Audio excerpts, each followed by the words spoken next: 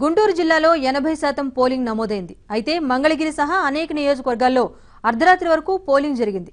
దీంతో గణాంకాలు మారే అవకాశం కనిపిస్తోంది. మరింత సమాచారాన్ని మా ప్రతినిధి సాంబశివరావు నుండి తెలుసుకుందాం. సాంబశివరావు, చెప్పండి, గుంటూరు జిల్లాలో అధిక శాతం పోలింగ్ నమోదైంది. మరి గణాంకాలు ఎలా ఉన్నాయి?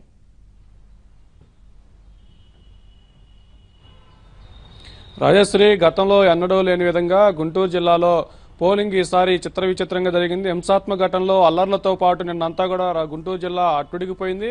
మరోవైపు ఒకవైపు ఘర్షణలు అల్లర్లతో పాటు ఒకవైపు పోలింగ్ బూతుల్లో ఈవీఎంలు మొరాయించడంతో కూడా ప్రజలు గంటల తరబడి క్యూలైన్ నిలబడి ఎనుదిరిగి వెళ్లిన సంఘటనలు కూడా నిన్న గుంటూరు జిల్లాలో అత్యధికంగా జరిగాయి. మరీ ముఖ్యంగా తాడికొండ నియోజకవర్గం చూసుకుంటే మధ్యాహ్నం 12:30 గంట వరకు కూడా 50% పోలింగ్ కేంద్రాల్లో ఈవీఎంలు పనిచేయలేదు. 12:40 తర్వాత అన్ని పోలింగ్ కేంద్రాల్లో కూడా నిన్న మధ్యాహ్నం పోలింగ్ ప్రారంభమైంది.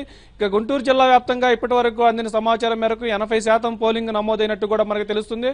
గత అర్ధరాత్రి 12 గంటల వరకు కూడా చాలా పోలింగ్ కేంద్రాల్లో కూడా ఓటర్లో క్యూలైన్ నిలబడి ఓట్లు వేయడంతో పోలింగ్ జరుగుతూ ఉండటంతో కూడా ఇంకా ఈ పర్సెంటేజ్ మారే అవకాశం ఉందని కూడా చెప్తున్నారు. ఇప్పుడు అందిన సమాచారం మేరకు 80% మాత్రం జరిగింది. గత ఎన్నికల్లో 81.5% జరగగా ఇప్పుడు 1% అటు ఇటుగా దరిదాపుగా గుంటూరు జిల్లా మొత్తం కూడా అదే పోలింగ్ శాతం నమోదయ్యే పరిస్థితి కూడా కొనసాగుతుంది. గుంటూరు జిల్లాలో నిన్న దాదాపు గుంటూరు జిల్లా రూరల్లో 7,000 మంది పోలీసులు, అర్బన్లో 3,300 మంది పోలీసులు ఏర్పాటు చేశామని చెప్పినప్పుడు కూడా ఆ మేరకు ఓటర్లకు కానీ అక్కడున్న పోలింగ్ కేంద్రాల వద్ద బందోబస్తు చేయడంలో కూడా పూర్తిగా విఫలమైనట్టు కూడా మనం తెలుసుకోవచ్చు. స్వయాన అసెంబ్లీ స్పీకర్ పైనే దాడికి పాల్పడటం, అతని కారు ధ్వంసం చేయడం, అతన్ని మూకుమ్మడిగా దాడి చేసి కొట్టడం కూడా నిన్న రాష్ట్ర వ్యాప్తంగా సంచలనం సృష్టించింది. ఇక గుంటూరు జిల్లా వ్యాప్తంగా చూసుకుంటే గతంలో ఎన్నడూ లేని విధంగా అభ్యర్థులను టార్గెట్ చేసుకుని నిన్న అభ్యర్థులపై కూడా పలు చోట్ల దాడులకు పాల్పడ్డారు. నర్సాపేట టీడీపీ అభ్యర్థి అరవింద్ బాబుపై దాడి చేయడం, నిర్బంధించడం, సత్తెనపల్లి టీడీపీ అభ్యర్థి కోడెల శివప్రసాద్ పై దాడి చేయడం, మాచర్ల టీడీపీ అభ్యర్థి అంజిరెడ్డిపై దాడి చేయడం, మరోవైపు ఇటు వేమూరు నియోజకవర్గానికి వస్తే వైసీపీ అభ్యర్థిపై దాడి చేశారు. అదేవిధంగా టీడీపీ అభ్యర్థిని కూడా మంత్రి అయిన నక్క ఆనందబాబుకు కూడా దౌర్జన్యంగా పాల్పడ్డారు. గతంలో ఎన్నడూ లేని విధంగా వేమూరు నియోజకవర్గం ప్రశాంతవంతమైన డెల్టా ప్రాంతంలోని వేమూరు నియోజకవర్గంలో కూడా నిన్న అభ్యర్థులపై కూడా దాడులకు పాల్పడటం కూడా పోలీసుల బందోబస్తు వైఫల్యంగా కూడా మనం చెప్పుకోవచ్చు. ఈవీఎంలు వైపు చూసుకుంటే తెనాలిలోని 177 పోలింగ్ కేంద్రంలో నిన్న మధ్యాహ్నానికి 6 ఈవీఎంలు మార్చారు. 6 ఈవీఎంలు మార్చితే అసలు పోలింగ్ ఎలా కౌంట్ చేస్తారు, ఎలా దీనికి పరిగణలో తీసుకుంటారంటూ కూడా నిన్న 4 అభ్యర్థులు కూడా అక్కడికి వచ్చి ఆర్ఓని నిలదీయడం జరిగింది. 6 సార్లు ఈవీఎంలు మార్చినా కూడా అక్కడ పోలింగ్ సక్రమంగా జరగకపోవడంతో కూడా అర్ధరాత్రి 2 గంటల వరకు కూడా అక్కడ పోలింగ్ కొనసాగింది. ముందు 5 ఈవీఎంలో పడిన ఓట్లను ఎలా తీస్తారు, ఆ ఓట్లు అవి కనుక ఓపెన్ కాకపోతే వాటి పరిస్థితి ఏంటనేది కూడా నిన్న అర్థం కాని పరిస్థితిగా ఉంది. ఇక తాడికొండ నియోజకవర్గానికి వస్తే ఎస్సీ రిజర్వ్డ్ కింద ఉంది. ఆ రాజధాని ప్రాంతం ఏపీ రాజధాని అమరావతి మొత్తం కూడా తాడికొండ నియోజకవర్గ పరిధిలోనే ఉండటంతో కూడా నిన్న మధ్యాహ్నం 12:30 వరకు కూడా పోలింగ్ పూర్తి స్థాయిలో ప్రారంభం కాకపోవడంతో కూడా ప్రజలు రెట్టించిన ఉత్సాహంతో కూడా నిన్న అక్కడ సాయంత్రం అర్ధరాత్రి వరకు కూడా పోలింగ్ లో పాల్గొని అత్యధికంగా జిల్లాలోని 82% ఇప్పటివరకు అందిన సమాచారం మేరకు 85% మేరకు తాడికొండ నియోజకవర్గంలో పోలింగ్ నమోదైంది. మధ్యాహ్నం 12 గంటల నుంచి 85% నమోదైతే ఉదయం 7 గంటల నుంచి ప్రారంభమైతే దాదాపు 90-95% నమోదయ్యేదని కూడా మనం తెలియవచ్చు.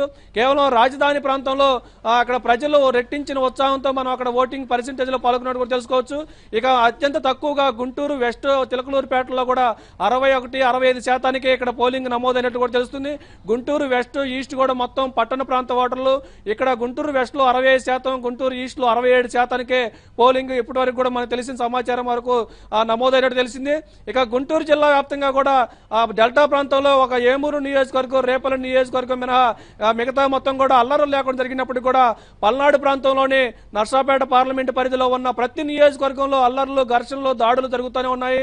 గత రాత్రి గురజాల పట్టణంలో కూడా అర్ధరాత్రి వరకు కూడా 2 వర్గాలు, టీడీపీ వైసీపీ వర్గాలు కూడా పెద్ద సంఖ్యలో మోహరించి రాడ్లు కర్రలతో కొట్టుకున్న సందర్భాలు అయితే ఒక ఫ్యాక్షన్ గ్రామాలను కూడా తలపించింది. సినిమా తరహా ప్రాంతాన్ని కూడా మనకి అక్కడ తలపించింది. ఇక మాచర్ల, గురజాల, సత్తెనపల్లి, నర్సాపేట, వినుకొండ ప్రాంతాల్లో, అదేవిధంగా కోరపాడు ప్రాంతాల్లో ప్రతి చోట టీడీపీ వైసీపీ వర్గాల మధ్య ఘర్షణలు చోటు చేసుకున్నా కూడా పోలీసులు ప్రేక్షక పాత్ర వహించినట్లు కూడా మనకి నిన్న జరిగిన సందర్భాలను బట్టి చూసుకోవచ్చు. అభ్యర్థులపై దాడులు చేసి కారులు ధ్వంసం చేశారు, ఇళ్ల మీద కూడా పడి, గురజాల్లో అయితే ఒకరిళ్ల మీద ఒకరు పడి ఇళ్ల మీద పడి ఇల్లు కూడా ధ్వంసం చేసుకొని ఇళ్ల మీద రాళ్లు వేసిన సందర్భాలు కూడా మనం చూసుకోవచ్చు. మొత్తానికి గుంటూరు జిల్లాలో గతంలో ఎన్నడూ లేని విధంగా పల్నాడు ప్రాంతంలో అల్లర్లు జరిగితే ఈవీఎంలో మొరాయించి కూడా ప్రజలను ఓటర్లను తీవ్రంగా ఇబ్బందికి గురి చేసింది. ఇక మంగళగిరి నియోజకవర్గంలో మంత్రి నారా లోకేష్ పోటీ చేసిన మంగళగిరి నియోజకవర్గంలో కూడా పలు చోట్ల ఈవీఎంలు మొరాయించాయి. స్వయంగా ఎన్నికల అధికారి ద్వివేది ఓటు వేసిన తాడేపల్లి క్రిస్టియన్ పేటలో ఉన్న పోలింగ్ కేంద్రంలో కూడా ఈవీఎంలు నిన్న సాయంత్రం వరకు కూడా సక్రమంగా గంటకు ఒకసారి ఆగుతూ వచ్చాయి.